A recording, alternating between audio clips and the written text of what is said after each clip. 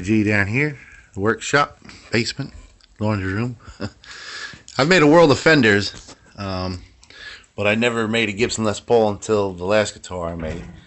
And this is the guitar I made. Actually, it's like a gold top, 58. Came out pretty good.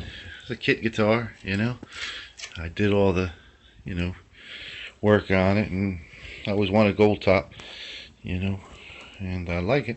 So I figured I'd make a 59, a sunburst, because that's the other, big Les Paul. And I got a kit, same kit as I got the last time. Came in a big box, made in China. And I looked at it earlier. As you see, pretty much comes with everything you need. Nice grain on there. Gibson, thickness. And unfinished, pretty raw. Needs to be sanded. Neck, pretty good.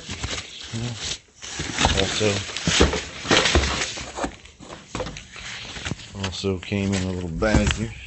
Need to be cut down with the saw, scroll saw. Getting pretty good at that. And it comes with a whole bunch of little bag of all the stuff you need in there. Hang on a second.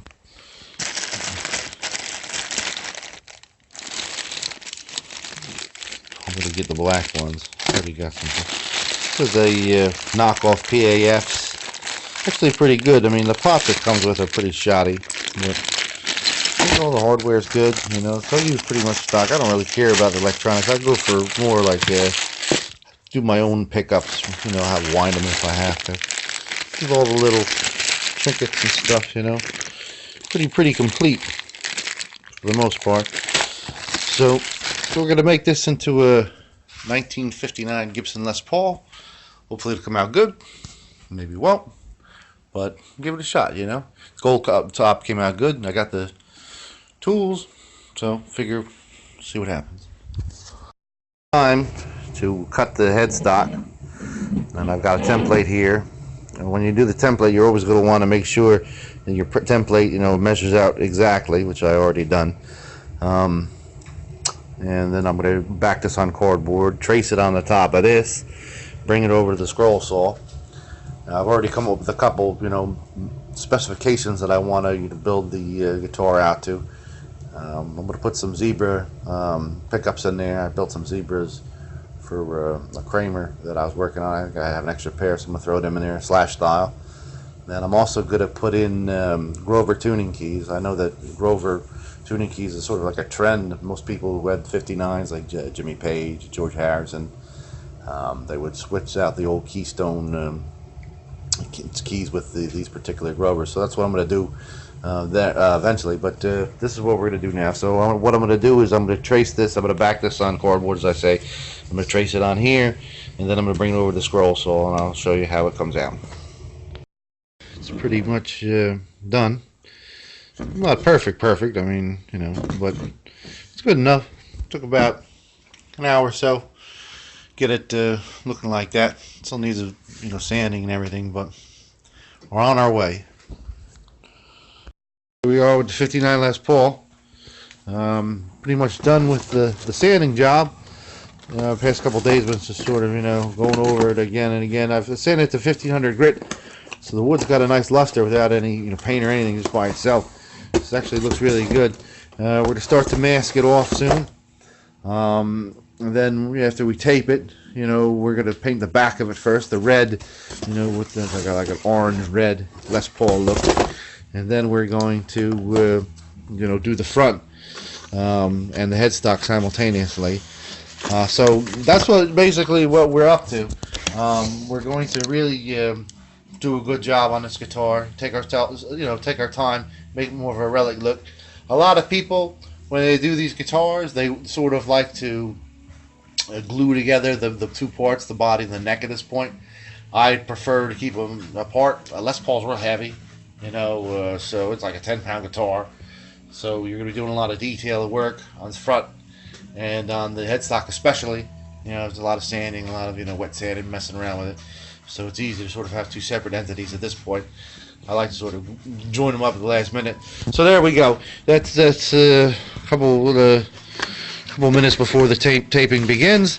And then with the painting, we'll commence, and we'll see what's up. Thanks again. See you soon. Two pieces pretty well taped. It's a piece of cardboard. You're always going to want to make sure that it's tight, you know what I mean, around the edges. This blue painter's tape is good. Put a little, I don't want to get any stain on that front of that guitar. So, get it ready for paint.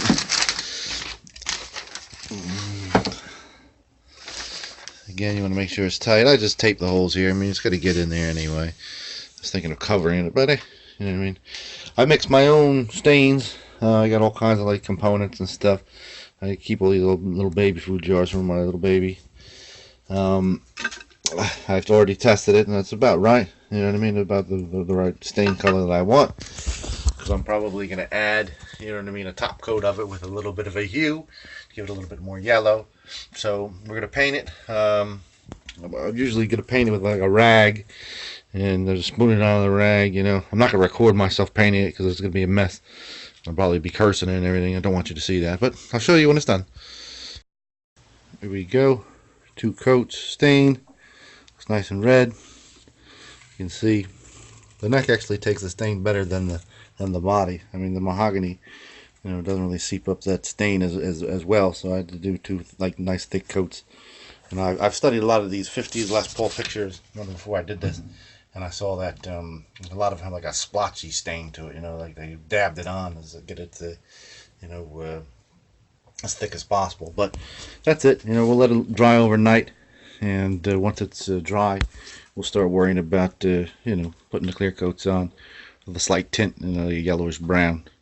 And we'll take, you know, some of the painter's tape off there, so we can get that binding, a little bit of age to it. So now, once we got the paint started on the guitar, we're starting thinking about the components more seriously, because it's almost time, you know, start thinking, oh, this could be a guitar. Now, the pickups, like I said before, you know what I mean, I'm not actually going to use these pickups. I built this set of zebras. I'm going to give them a little more age. So I am interested in this plastic. I'm going to take all the plastic off, and I'm going to, you know, change the mounts, and you know, I'll like go over them with a little bit of steel wool to make them look not like they're new in the bag. Also, you know, these kits come with this ridiculous truss rod cover, which is just nonsense. So I got a you know, a period correct one. I got some all parts things. This is the treble ring. I mean, if you look at the treble ring they send, it's got like a real cheese bird font. You know what I mean? It's like real stretched out. It looks like, you know, raw. So I mean, this is more suitable looking. I mean, it's not perfect, but whatever. You know what I mean? Nobody's made it. This I got from China for a couple bucks. This is like the correct. It's actually mounted backwards, but it's the correct plastic. You know, the ones that they send with a kit is like some metal thing. I don't even know what I did with it. I think I put it in the parts box already. But so it's got a jack and everything. I mean, you can buy the all parts version of this. This is $2 from China. It takes like a week to get here. You buy the all parts version, it's probably like to be $4 or $5 extra. This is just as good. I got some Grover tuners. Like I said, I was going to put some Grovers on there. I mean, these are, you know, I'm going to, you know, put a little relic action to them. What else am I going to do? Stop bar. I think what I'm going to do is just like chrome. I think I'm going to give it some paint, you know, give it some age, you know what I mean? Trick it out a little bit, and that's pretty much it. You know what I mean? It's really time to start, you know, getting everything together for the guitar. If you're missing anything, go over everything, all the components of whatever guitar you're building. If it's on a Les Paul, you know, and just make sure you got all the parts, because you get it ready to set. You know what I mean? And it's all of a sudden you're missing something. You're like, so it's another couple weeks. You know, so patience. You know what I mean? Make sure you do a good job at it. And you know what I mean, we'll get back to doing a little bit of painting tomorrow. Start getting the clear coats on the guitar, and I basically, you know, it's the same thing as when we're doing the stain. I mixed the color myself, and I tested it all over this. You know, I thinned it out a little bit so it isn't that thick. I got a pack of, you know, foam brushes from the Dollar Tree. I also found this at the Dollar Tree. I'm going to try this. It's an edger, but like it might be good. I'm going to pour the paint out into this little thing, you know, and have a little rag handy.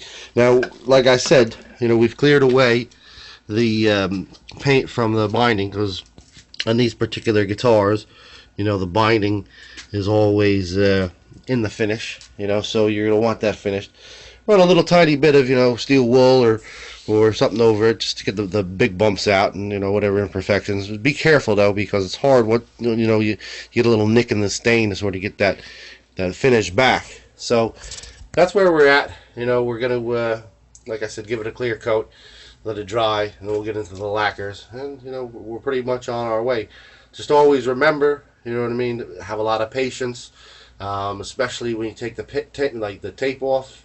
You know, when you're doing the thing, there's going to be little drops of paint in there, finish that's gotten onto the binding. You know, be careful when you take a piece of, you know, fine grade sandpaper and just put it over there, and, you know, you can, you know, make sure you get like a straight line over there, you know, because you don't want too much bump. You know what I mean? All right. We got the guitar clear coated, and I went ahead and I did a wet sanding on it to 1500 grit. I started 800. It might have been a little bit too high of a grit because this finish is real thin, you know.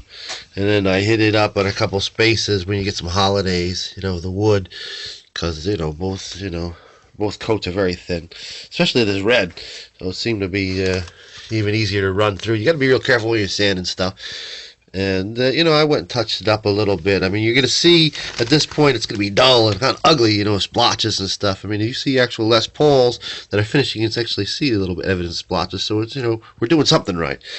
So basically, there it is, wet sanded. And now is the point in the tribute making process to do the serial number. Now, I always like, when I'm building replica guitars like this, to do serial numbers one before like a famous guitar, like Springsteen's Telecaster. You know, my Telecaster is one number before. That last Les Paul I did, the gold top, was like George Harrison's, you know, the one before that. So, you know, that's basically, you know, what I like to do. So what we're going to do, that's going to have to come in at this point, because you're going to want it underneath the lacquer, right? And you know, it goes right here. So what I did, you know, I did a little research on, you know, Gibson. What they used was like a stamp. So I bought, you know, a lot of library stamps off eBay a couple months back, and they're great. You know, I mean, they're the same font that Gibson used on their particular, you know, models. And this is about the right size for a 59. This particular model, I'm going to do it exactly one number before slashes, which I believe was a kit Les Paul in itself. I think his was 6061. I'll triple check that just now to make sure I'm okay. I don't want to stamp the wrong number on it. Or 605, I think it was. I'll triple check before I stamp it anyway. But the way we do that is, I got these, you know, from Walmart. They're like $1 or $2. I got all different colors. They're great. They're like oil-based, like markers, and I got black. I just got the black for this particular project, and I'll show you what I did. I mean, this is basically the process. You're gonna put on like a lacquered piece of board, you know, finished piece of board. You're gonna put like a little layer, you know what I mean, of paint from that marker, and you're gonna, you know, press the stamper into it, you know, boom, and then you come right up here, you know what I mean. It's gonna come out looking like that. Now with this particular stamper, I mean, you're gonna get blobs, you know what I mean. Every other one's gonna be perfect. Like this one was perfect, this one, you know, not so perfect, and you're gonna want to look, you know, pretty good spending all this time on the guitar. So you could steel wool it off of the, you know, the headstock once or twice, you know what I mean, right after you do it. You can't wait till it dries, but it'll just dry in like minutes. So if you don't like it, immediately just set it off and you can replace it. But you got to remember that this is a very, very thin finish. It's a very, very thin finish, so you're going to go through it if you do it more than once. So try to stamp it well, firm, you know what I mean. And then after that's done, I'm going to hit it up with the back, you know what I mean, with a couple coats of lacquer. I'm not big on, you know, people are like real into, you know, with paints. I haven't really mentioned what kind of paints I'm using, because I think you can really use anything, just whatever you're comfortable working with. Just make sure you're doing the right layers. Don't ever put like enamels. I love using enamels on headstocks, but don't put enamel underneath lacquer, or, you know what I mean. There's sometimes polyurethane on top of enamel will also mess you up. What I'm using for this is it's just basic, you know, rattle can kind of thing. I got it at Home Depot. It's about $10. You know what I mean? It's actually, you know, I'm a pretty cheap guy, so I mean, paying $10 for a can of spray paint, I was kind of outraged by it. But you know, hey, look, this is gonna be a nice guitar, so I splurged on it. Put a couple coats of it when I'm done, and I'll show you what it looks like. So wish me luck. Giving it quite a few coats of clear coat, if you can see it there. But it's got like a semi-gloss, which is exactly what I want. Came out pretty good. See the serial number? Looks good.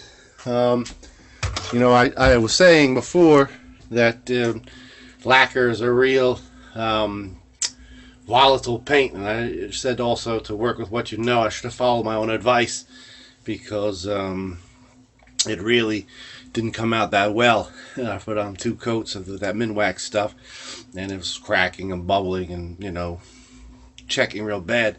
So I almost stripped the whole thing because I was just upset about it. But I called Minwax. They refunded my money, which was something I didn't expect them to do, which was pretty cool.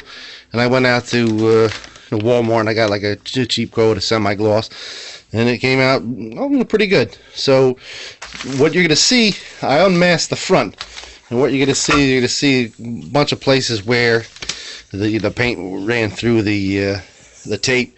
So you're gonna want to sand that off, you know, as soon as possible. So I'm gonna go ahead and do that right now, and then I'm gonna mask, you know what I mean, the back, and then mask this and start working on the front of the headstock, and we'll start doing the paint on the front. So let's see what happens. Masked, sanded it off. You're gonna, you know, see a couple, you know, remnants of the paint, but I mean, you don't want to go too much sanding crazy. We still got a little sanding to do on this, and the veneer on the front is only like a millimeter thin. Now you're also going to notice that I haven't really, you know, gone too crazy cleaning up the bindings here. There's still a lot of, you know, little paint residue. That's I did that for a reason, because we're going to, after we get the basic sunburst and highlighting done, you know, then we're going to go at the bindings, and we're going to go over clear coat with all the bindings on this particular part of the body, and that's how we're going to do it. Now, also, what we're going to do is we're going to do a highlight right now. Basically, we're going to stain the whole front of the body with like a dark stain, and we're only leaving it on there for about 20 minutes or so, and then we're going to quick sand it off, and then we're going to, you know, do the red, and then we're going to do the yellows, and then we're going to do the clear coats. And meanwhile, you know, we're going to start, you know, doing the blacks on here, and the decals and everything. And you know, you want to make sure it's well masked. This has also been masked pretty well up to the bindings, and you know, you don't want to mess up what you've already done. So I'll let you see it after, you know what I mean, I put on that highlight. We're going to use a dark stain here. I got just some old Benjamin Moore. This is actually pretty good stuff. Basically, it's hard to come by nowadays with this old, you know, colonial looking dude on it. It's a dark stain, and it's going to come out pretty good. So let's take a look. Now we got the front of it stained with the dark color stain. Now, what are you doing this for? Well, this is a highlight coat. This is basically to bring out some of the beautiful grain in the maple veneer and the book match veneer. So that's basically why we're going to do. We're only leaving it on there for about, like I said, 20 minutes, and then we're going to, you know, sand it off, and then we're going to proceed with the sunburst. And we brought the neck out to the garage, and I put 1 coat of black paint on the headstock. You got to remember, with these particular, you know, paints, they don't absorb into that mahogany too quickly, so you have to put a couple coats, but you have to put on thin coats on there, because you have to do a lot of, you know, paint work on there. You don't want any bubbling. You'd have special little decals and things like that. So, you know, I'll let you see when it's done. Sanded off, you know what I mean, a significant portion of the highlight coat. We're ready to start doing the red sunburst. Usually they do the sunburst after the yellow, but I figure in this case it's a very subtle or red. So, you know, you're going to want to sand it out. I know it looks dark, looks ugly, but now you see that beautiful wood grain, you know what I mean? And it looks really good. And the way to know you're done, you know, sanding, the first couple patches, you're going to, you know, get all the, you know, black, you know, stain, and then you're going to start getting, you know, wood again. So that's the point where you know you're pretty much done. So we're going to take the stain that we mixed for the back of the body, and we're going to lightly dab it around the back, around the sides, you know what I mean? And you know how the 59s is real subtle, so you're going to want to sand most of it off. Just, you know, a highlight of it, really. And then we're going to do the yellows, and then we're going to do the clear coat. Much with the sunburst. Not that big of a deal. You just basically paint it, you know, glop it around the edges there, and then you rub it. And that's pretty much it. And after the yellow, it'll look pretty good. So I'm going to go and put it in the sun. It's a nice hot sun today. I'm going to bake it out. And then we'll put the yellow on it. And for a little while. And this is the point in the game where you're going to want to clean up the bindings. You're going to want to get all that paint off the bindings, because we're going to put the yellow on. And we're going to want the binding to seep up a little bit of that yellow color. So we're going to put the yellow on, and then we're going to put it back in the sun and bake it a little bit more, and I'll show you how it comes. So, coat, and we did it in two parts. First we did a stain, and then we did like a sealer, also with a yellow tint. So we'll let that dry overnight. I already dry sanded it, like 1200, and tomorrow we'll put another clear on it. And we'll start, you know, just building up that clear coat so it's real nice and shiny. And for the headstock, like I said, it's gonna be a long road to get it looking good. I got like 4 or 5 coats of black on there, and I put a clear on there. I let it dry overnight, sand it down, there's a spray clear on it, and we'll start the decal work. The headstock somewhat, you know, shiny. You want to start doing the decals, you know, before it's perfect, but not after you put on too many layers. So what I'm going to do for the logo, this bought offline for about 20 bucks. It's actually like a sticker, but it's real mother of pearl. You know, it's like a 1/4 of a millimeter thin. It's a really thin piece of mother of pearl. And of course with this, what I have to do is cut the eye out separately, because the 50s Gibson, the eye was like right along the top of the lettering. And for the Les Paul decal, a whole bunch of these that I had made up to put on the, it's just a regular water slide decal. Put on the headstock, and then we're going to coat it, of course, with more coats of, you know, clear until it's buried in there and looks like a Gibson headstock. So we'll see what it looks like. The headstock is ready. It's got to set for, like, you know, overnight, and then we'll start putting clear on that. And I did the, you know, eye dot correctly, and gave the logo a little bit of yellow hue to it, a little age to it. And we're gonna start putting the clear coats on there, and we'll keep working on the body, which is, you know, the paint problems have been all over the place with this guitar. So, you know, what could go wrong has gone wrong, so, you know, it's basically just time and patience. So, see you in a few. The paint done on the body, I sort of mocked it up just to take a look to see if I like it. I like it. I'm done with the zebra pickups. Put them in their shells. So, I you know, you're not supposed to really wax guitars until they fully dry, but I gave it a little bit of wax. You know, it came out exactly the way I wanted to. A nice faded, you know, 59 look to it, you know, because the 59, the paints they used, you know, in that particular year, and they faded, you know, as much UV light as it, you know, sort of seeped up, sort of faded out a lot of the red. So I did my best to do something I really wanted to have, and it's coming along good. The neck, you know what I mean, still a work in progress, working on that headstock. So as soon as it's ready, I'll glue it together, start, you know, doing the holes, start, you know, finishing the guitar up, and we'll see how it sounds, because you never know how the guitar is like until you play it. It could look like $1 million, but you start playing, it sounds like garbage. You know? It's the way it is, way of the world. Stock's pretty much done. It's great. I have not taken the masking off yet, or what's left of it, because these have a tendency to, this isn't totally dry yet, and after it cures, there is a tendency for shrinkage on the paint, and it gets all messed up looking. So yeah, that's headstock. Looks pretty good. The headstock survived the painting process. We did little sandings on it over the past couple days. It's about, you know, a week and a half since we've done the last coat of paint. So you know, as it dries, you know what I mean, the errors become more apparent because the paint's still soft. But now it's, you know, it's about, you know, 50% dry. So this is the point, you know, the final touches before the final assembly. I went in the parts drawer. We're going to try to make this, you know, Les Paul look like a you know, a genuine 59, where most of the artists, you know, swapped out the original keystones for a set of Grovers. So I got some, you know, these are actually off of 60 Gresh. So I got, you know, a set of these out the parts drawer, and we're gonna, you know, go ahead and screw them in, let them set for about a week or so, you know, and you know, make it look like a set of keystones that originally been on there. So that's where we are. You know what I mean? It's coming along good. Like I said, these are the last finishing touches before we start drilling holes in the body and you know, gluing it together and seeing what it looks like, playing it on the out of the Marshall stack.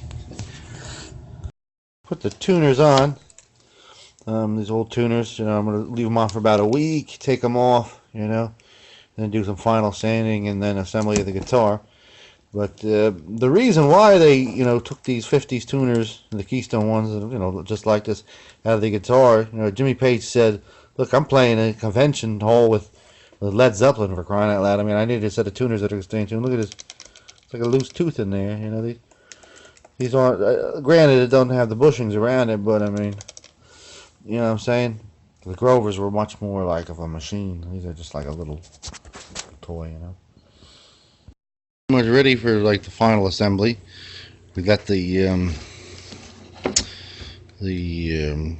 tuners in there for about a week or so, so they got those nice indentations. Gave another quick sanding. Got the holes drilled in the body. Now, that's a real tricky process. If you don't own a drill press, definitely look for a kit that's got the holes pre-drilled, because you're never going to be able to do it with a hand drill. You know, remember, make sure to measure out carefully, and that's about it. So we're going to glue the neck on, and then we're going to start, you know, putting all the other, you know, little components together on it, soldering it up, and we got a guitar. So we'll see what happens. We are doing the electronic assembly. We got the neck on there, and got all the soldering done in the back. So what we're doing is we're just, you know, screwing in the pickups and pretty much putting everything on there that has to go on there, and soon enough we'll be able to play it.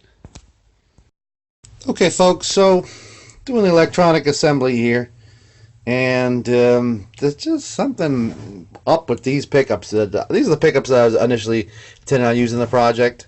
I basically put them together using some leftover bobbins I had from a Kramer project that I was working on some time ago, but they just don't sound good. There's some kind of weird interference, some kind of Martian radio station or something. I don't know what the hell it is. So rather than, you know, rewind, I'm trying to, you know, troubleshoot them a million times, I just went ahead and I got new bobbins. These are actually universal bobbins, so there's 4 holes on them, 1, 2, 3, 4, and these are like the Gibson, you know, correct, where there's only 1, 2, 3. Make sure they're 1, 2, 3 on this side, you know what I mean? So I also wired this one as a 4 lead as opposed to the correct 2 lead. I'm not going to use all 4 of them, just in case one day I want to, you know what I mean? Change it out, maybe put a push-pull in there, I don't know. I'm not saying I'm going to do that, but just have the option down the road, because, you know. Anyway, so I got better plastics too. I mean, this plastic was just too boxy and yellow, and I figured, you know, so I actually got new plastics, and I painted them a little bit, give them a little bit of, like, you know, more Gibson gunk, little age. So we're going to continue electronic assembly, and I'll see you on the other side. And there we are, folks. We're at the end of the tunnel. We made it together. So there it is. Player grade 59. Loosely based off of Slash's Appetite for Destruction Les Paul. Very loosely, of course. Back looks great. You know, the phony Clusen holes. We got the black cavity covers on there. Looking good for all the paint problems we had. Came out excellent. Nice guitar. Couple last minute things that we did, other than the new plastics that we talked about in the last video. Got another ABR bridge. The ones that come in the kits have those big screw looking whatever they are inside there. We all know Gibson never had them, so you know, save ourselves a little bit of embarrassment for those in the know. And get yourself a set of knobs with a flat top 3 on it, folks. See that 3 knob? Right, all the threes on the numeral 3s on the import knobs generally has a loopy top. Gibson had a flat knob 3. You can find them on eBay. You know, a proper set for like $2 from China. Get yourself that. Get yourself a nice strap button set from Gibson, the real Gibson aluminum one.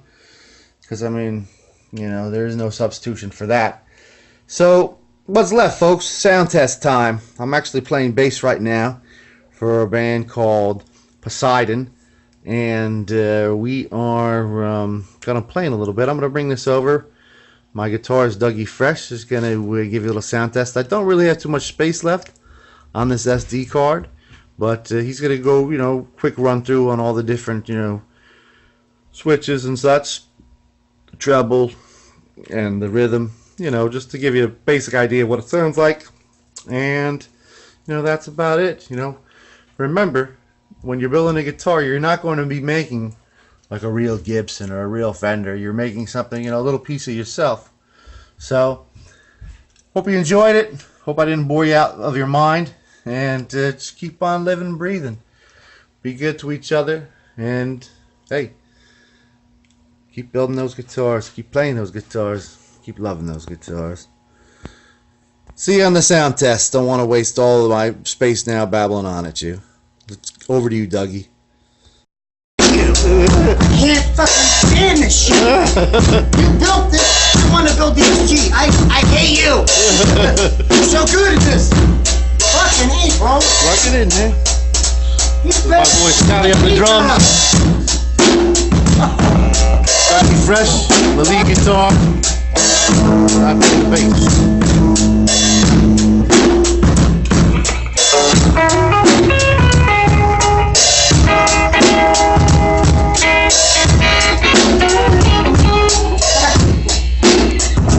Thank you.